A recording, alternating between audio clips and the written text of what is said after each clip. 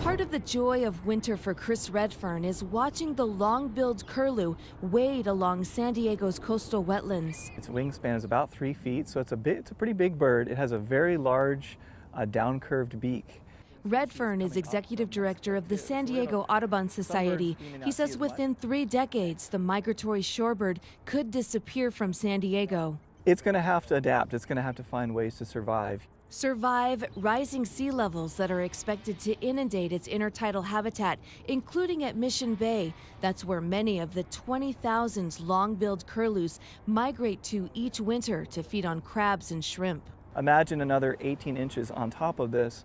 A lot of these spaces that these birds are using to stay out of the water and stay away from these edges that are a threat to them, to be up along the edges where all the human encroachment is happening. Those areas are disappearing. Also at risk of disappearing, the curlew's summer nesting habitat of shortgrass prairies in Idaho, Montana, and Colorado due to warming temperatures and drought. It's really a story of disturbance, because we know that with climate change, habitats are changing, they are moving, they are shifting their geographical locations. Sometimes that means those habitats will just move north. Sometimes it means they'll shrink. Redfern says many of San Diego's coastal habitats, which are crucial migration stops for the winter visitors, will have no room to shift to. In this particular place we're standing at in the Kendall Frost Marsh here, the Kendall Frost Marsh is completely constrained by development. The long-billed curlew is not alone in its plight to survive. A recent 7-year National Audubon study warns more than half of the nearly 600 bird species found in the U.S. are threatened by climate change.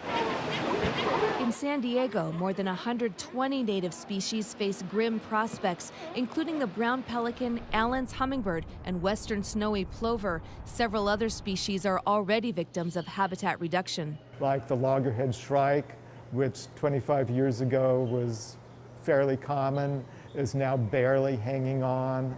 Philip Unit is curator of birds and mammals at the San Diego Natural History Museum. He says drought, heat waves, and wildfires have already begun taking a toll on San Diego's birds, including the pygmy nuthatch, a tiny songbird that used to thrive in the Cuyamaca forest. It's a bird that makes its living by probing into clusters of pine needles for insects.